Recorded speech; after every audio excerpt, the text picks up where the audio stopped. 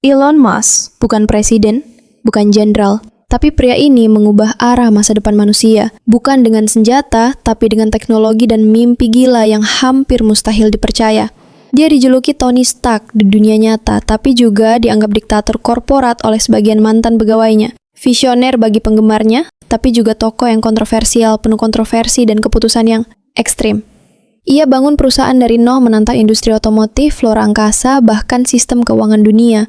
Tapi di balik semua kejeniusannya, ada ambisi yang nyaris tanpa batas dan tekanan yang tak semua orang bisa tahan. Bagaimana seorang anak kutu buku dari Afrika Selatan bisa jadi orang paling berpengaruh dalam dunia teknologi? Apa yang membuat dia dicintai seperti presiden, tapi juga diserang habis-habisan oleh media dan mantan rekannya sendiri? Inilah kisah Elon Musk, sang penjelajah masa depan yang membakar segalanya demi satu tujuan, menjadikan manusia spesies antar planet.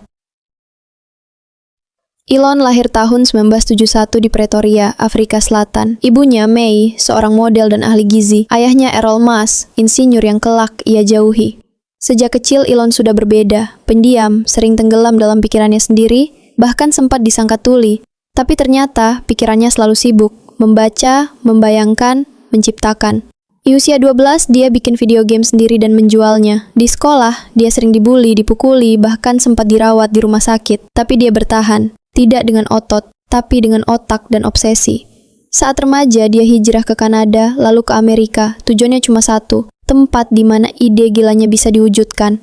Di sana dia kuliah di Wharton, belajar ekonomi dan fisika. Tapi kuliah bukan tujuan akhirnya, dunia nyata lebih penting. Tahun 1995, dia dan adiknya bikin perusahaan pertama, Zip2, semacam peta digital untuk koran. Perusahaan ini dijual ke Compaq, dan Elon dapat bagian, $22 juta. Apa yang dia lakukan dengan uang itu? Beli rumah? Liburan? Tidak. Dia taruh hampir semua uangnya di proyek berikutnya, X.com, layanan keuangan online. X.com kemudian bergabung jadi perusahaan baru bernama PayPal. Elon jadi CEO, tapi gayanya eksentrik dan keputusan teknisnya membuat dewan menggulingkannya saat dia sedang liburan. Tapi saat eBay beli PayPal tahun 2002, Elon keluar dengan $180 juta. Banyak orang akan pensiun, tapi Elon tidak. Dia pakai uang itu untuk bikin perusahaan roket. SpaceX lahir dari satu ide gila. Manusia harus hidup di planet lain. Elon percaya, jika bumi hancur, umat manusia harus bisa pindah. Tapi saat itu, semua ahli bilang, bikin roket mustahil, butuh miliaran dolar dan waktu puluhan tahun. Elon bilang, kita coba. Roket pertama SpaceX meledak. Yang kedua, gagal. Ketiga, gagal lagi. Satu uji coba lagi, dan uangnya habis. Timnya stres, investor mundur, karyawan resign. Tapi, roket keempat berhasil. SpaceX hidup, dan bukan cuma itu. SpaceX bikin sejarah, jadi perusahaan swasta pertama yang mengirim kapsul ke ISS, mendaratkan roket kembali ke bumi, dan menekan biaya peluncuran luar angkasa hingga 1/10 harga sebelumnya. Kini mereka bersiap kirim manusia ke Mars. Tapi, Elon tidak berhenti di langit. Dia ingin merevolusi bumi juga. Tahun 2004, dia invest di perusahaan kecil pembuat mobil listrik, Tesla. Mobil listrik saat itu dianggap mainan mahal yang tak berguna. Tapi Elon punya visi, dunia tanpa emisi. Tesla hampir bangkrut berkali-kali. Model S telat, dana menipis, para analis bilang Tesla akan mati. Tapi dia tetap dorong. Gadai saham, tidur di pabrik, bahkan bekerja 120 jam seminggu. Kini Tesla bukan sekedar mobil, ini simbol masa depan. Tapi semua kesuksesan itu datang dengan harga. Karyawan menyebutnya bos perfeksionis, emosional, tidak manusiawi.